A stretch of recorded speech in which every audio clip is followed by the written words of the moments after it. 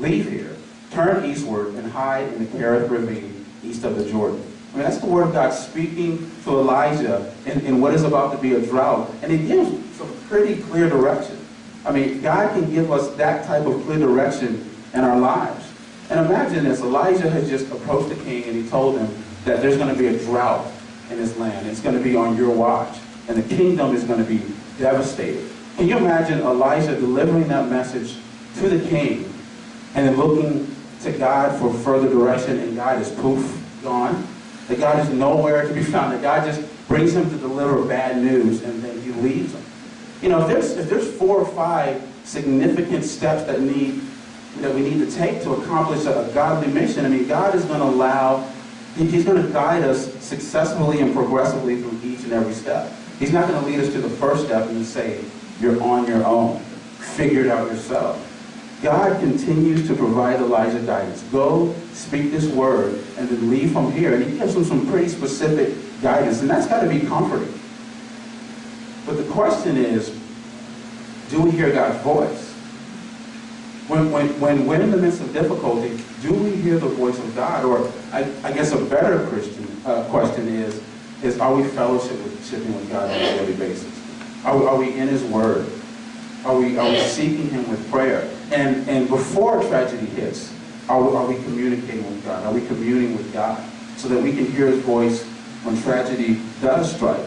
Because he will speak to us, right? But if we're not seeking his voice, sometimes it's even difficult to hear his voice.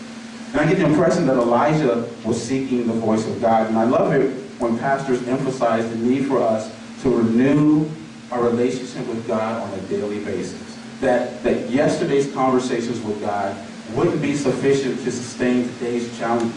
That there would be necessity to have a conversation with God about today. And God, where do you lead me today? God, what's the next step today? God, I may have addressed the issues of yesterday, but today, what is the next step?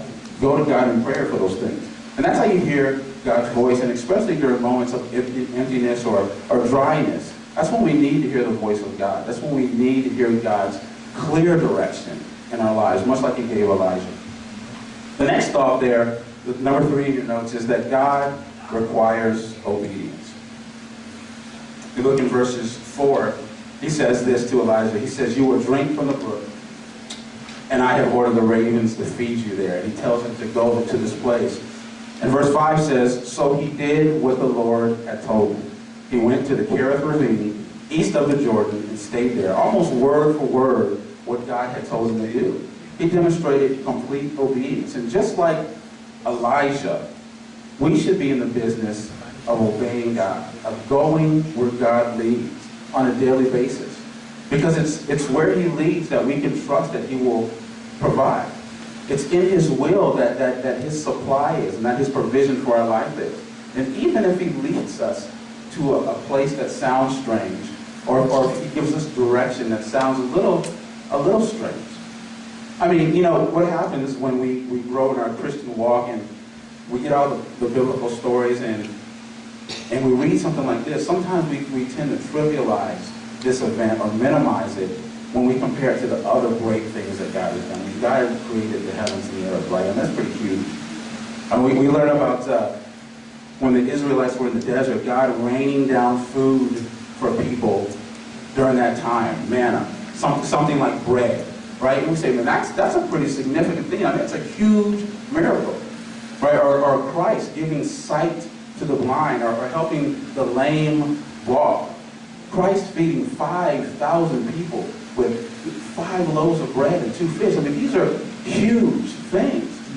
And then, hidden in these 6 verses here, we read about God calling ravens to feed Elijah. And sometimes we can blow over that and we forget that this is an awesome act here.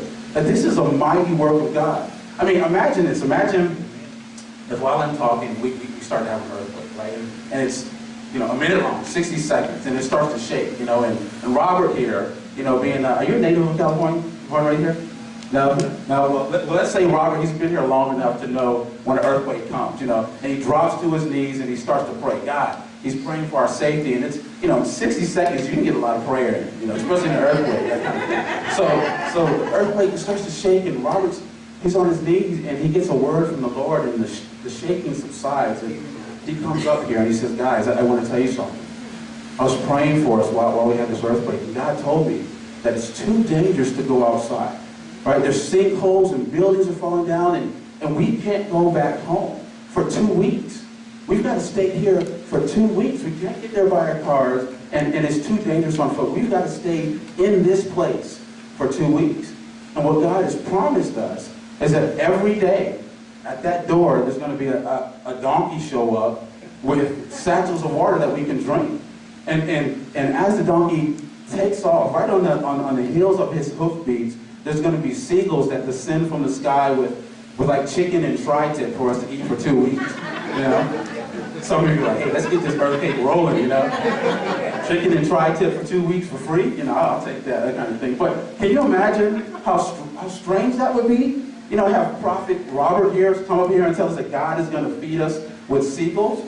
I mean, this has got to be the same scenario that Elijah is in. I don't think every day in his life up to this point he's been fed by wild animals. I mean, this is God's miraculous power at work to supply for those that are in need, right? God requires obedience even when the guidance seems strange, much like it would have been for Elijah, right? The next point that we have there, point number 4, is this: that God does make promises of provision in my life, in your life and mine. Verse 4 again is the evidence of God's promise to Elijah. Again, he says, I have ordered the ravens to feed you there. Food from the ravens. And this type of promise from God, the promise of provision, is important to us because this is added hope in our lives.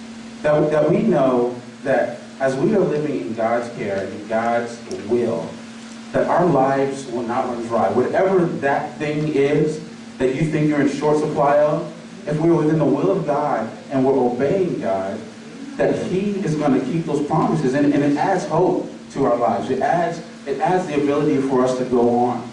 You know, it's one thing for God to say go. But it's another thing for God to say go, and I'm going to go with you, and I'm going to provide for you. And this is our God. This is our God, the God that gives us a mission, but He goes with us, and He provides for us. In hardship in life, our God does not leave us or forsake us or forget about us. He goes with us if we allow Him to be part of our lives. We can choose not to, but if we ask for His help, do you think our God is going to say no? Our God is a God who keeps His promises. Our God is a God who makes His promises. And that's point number 5 there, that God keeps His promises. You see, after making a commitment to Elijah, in verse 4, we see a fulfilling of that commitment in verse 6. Read verse 4 again, it says this. It says, you will drink from the brook, and I have ordered the ravens to feed you there. And in verse 6 it says, the ravens brought him bread and meat in the morning, and bread and meat in the evening, and he drank from the brook. The thing that we can learn here is that God's promises, especially those that are preceded by submissive obedience, He will not fail to keep. He will not fail to keep. And get this, He'll keep those promises not because of who we are, but because of who He